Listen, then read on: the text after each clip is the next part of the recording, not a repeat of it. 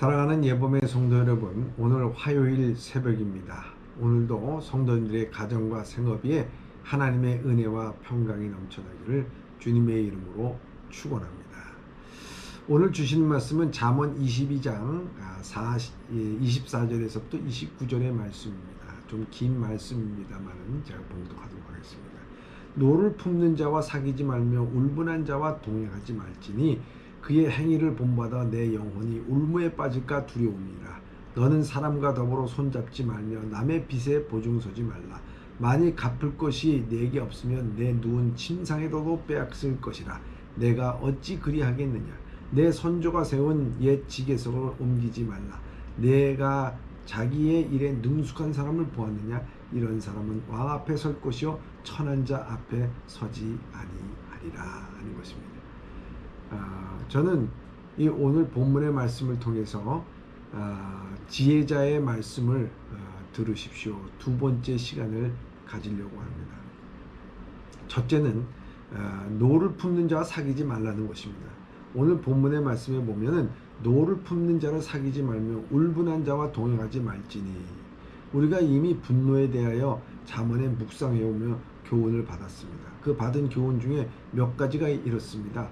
미련한 자는 당장 분노를 나타내며 노하기를 속히 하는 자는 어리석은 일을 행하기도 하고, 분을 쉽게 내는 자는 다툼을 일으킨다고 말하고, 노하기를 더디하는 것이 사람의 슬기라고 말하고 크게 명철한 것이라고 말합니다. 노하기를 맹렬히 하는 자는 벌을 받을 것이다 등등. 오늘 본문의 잠언 22장 24절에도 지혜 있는 자는 우리에게 노를 품는 자 또는 울분한 자와 사귀지 말며 동행하지 말라고 말씀하고 있습니다. 그 이유가 무엇입니까? 25절을 보면 그 행위를 본받아 내 영혼이 올무에 빠뜨릴까 두려움이라.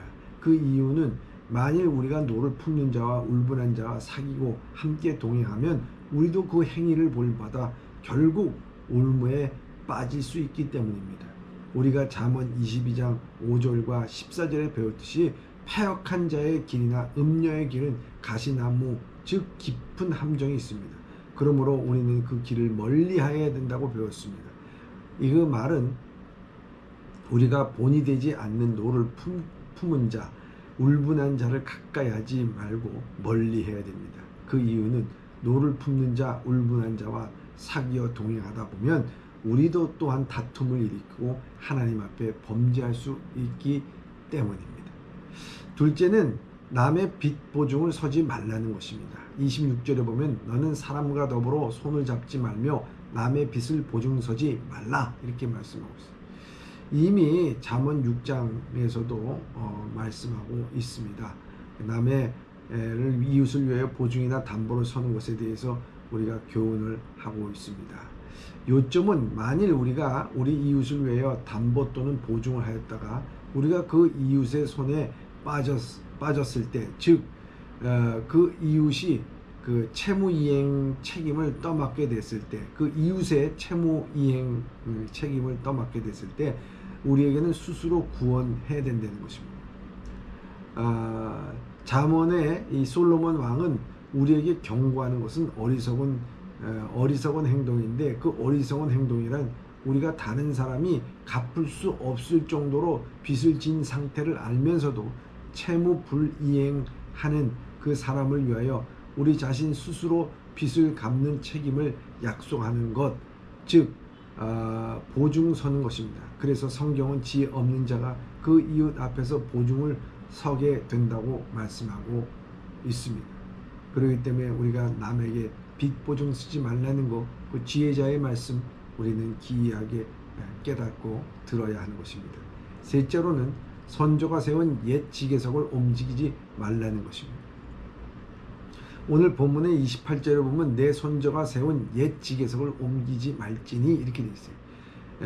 신명기 19장 14절에 보면 내 하나님 여호와께서 내게 주어 차지하게 한 땅, 곧 내 소유가 된 기업의 땅에서 조상이 정한 내 이웃의 경계표를 옮기지 말라 이렇게 되어 있습니다.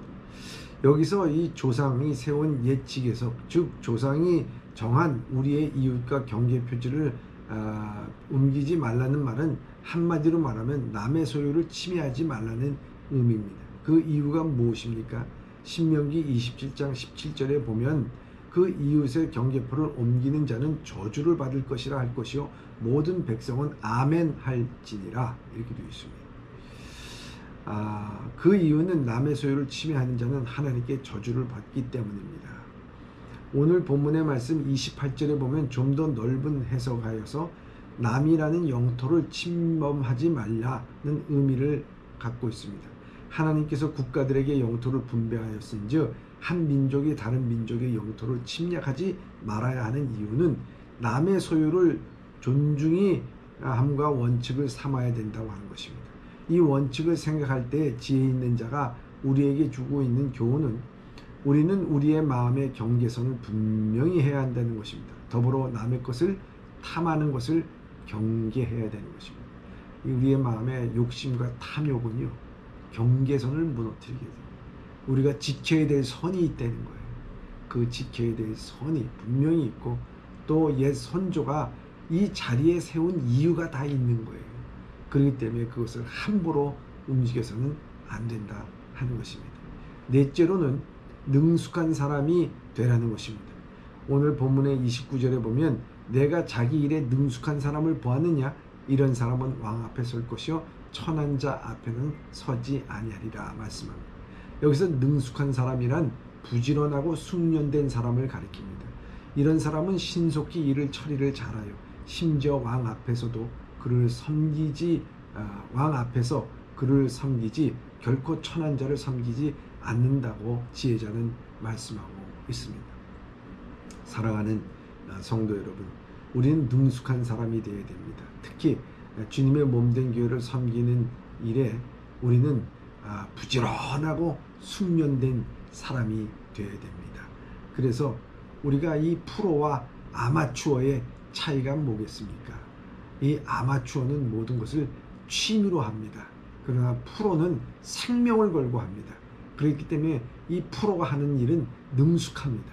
오늘 우리의 신앙은요, 아마추어의 신앙이 아니라 프로의 신앙으로 우리가 능숙하게 우리의 신앙의 삶을 살면서 성실하고 숙련되고 부지런한 신앙생활을 통해서 우리는 천한 자 앞에 서는 것이 아니라 왕 앞에 서는 하나님 앞에서 자부심을 갖고 살아가는 여러분들 되시길 주님의 이름으로 축원합니다. 기도하겠습니다. 사랑의 하나님 아버지, 오늘도 지혜자가 우리에게 들려주는 말씀에 귀를 기울이면서 하나님 지혜자의 말씀을 듣고 우리가 어떻게 살아야 될지를 늘 깨닫고 그대로 실천하여 살아가는 지혜스럽고 슬기로운 자들이 다 되게 하여 주시옵소서. 예수님의 이름으로 기도드리옵나이다. 아멘.